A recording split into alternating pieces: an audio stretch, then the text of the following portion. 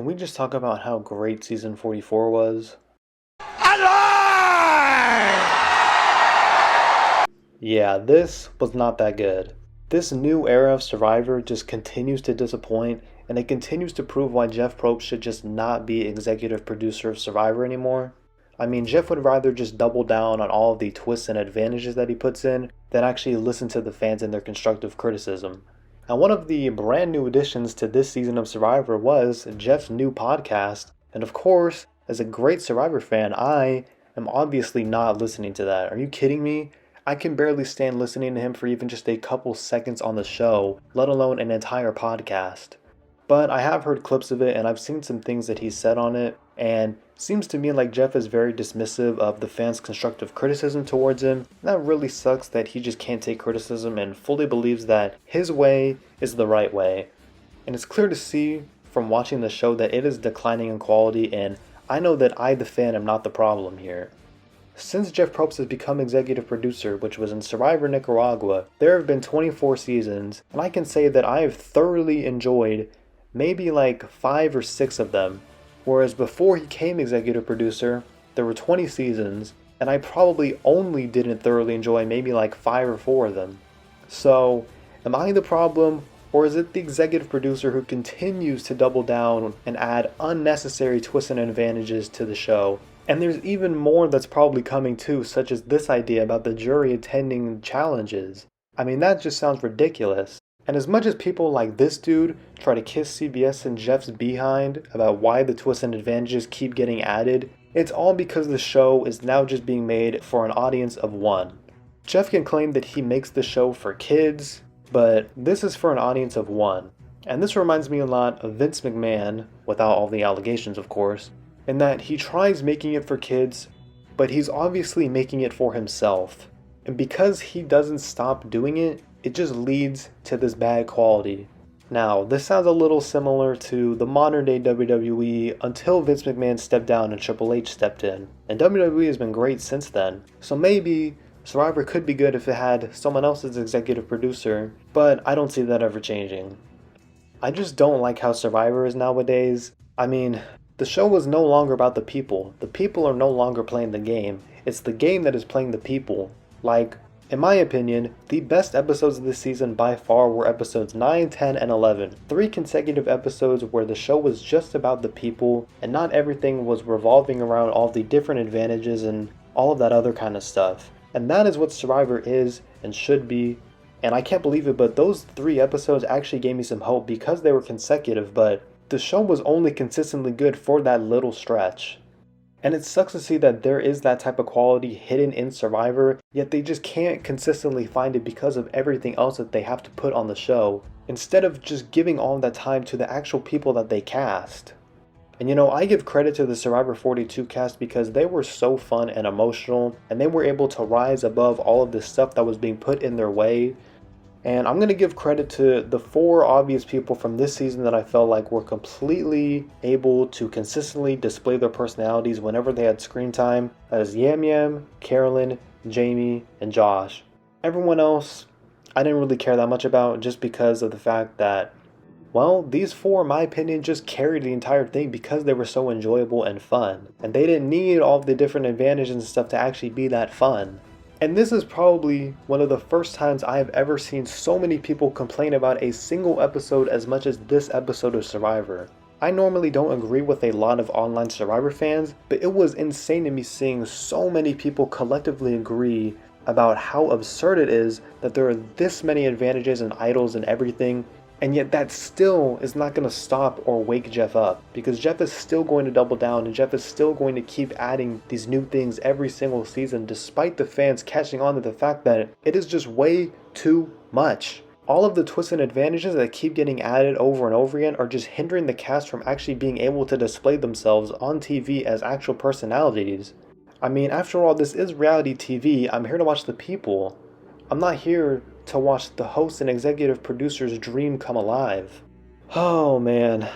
Now, I want to at least give some positivity to this season, but I don't even know if I feel like it. I have so much to say about this season, and I'm just not sure where to begin. My last review video was 40 minutes long, and I really want to try to keep this a lot shorter than that, despite the fact that I feel like I just have so much more to say, but I don't know. Plus, I'm not really sure what I can say that's like overly positive or anything. I mean, I guess the best compliment I can give for this season is that it's not as awful as the previous season.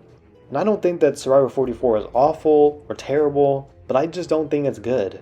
But on the flip side, at least the previous season was worse. So, that's at least a compliment I can give.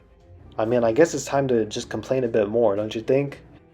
Now, as I watched this season, one of my biggest complaints, besides all of the advantages and everything like that, was the editing. I don't know what happened to the editing of Survivor, but the way that the show is edited now just takes away so much enjoyment from me. Everything just feels so fast-paced. There's like no time to digest what just happened. There's no time for anything to breathe. Everything is just immediately moving on to the next thing. Like, I can't even process the fact that this thing just happened and now, oh, never mind, we're moving on to this next thing. Like, it's just really hard to focus, and the editing just took a lot of enjoyment from me that I probably could have had if it was edited better, but I don't know. And also, the show in general is just way too meta.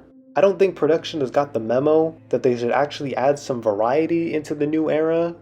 Just because you call it a new era doesn't mean that you can get away with doing the same sort of outline or format every single season, especially when it comes to the challenges.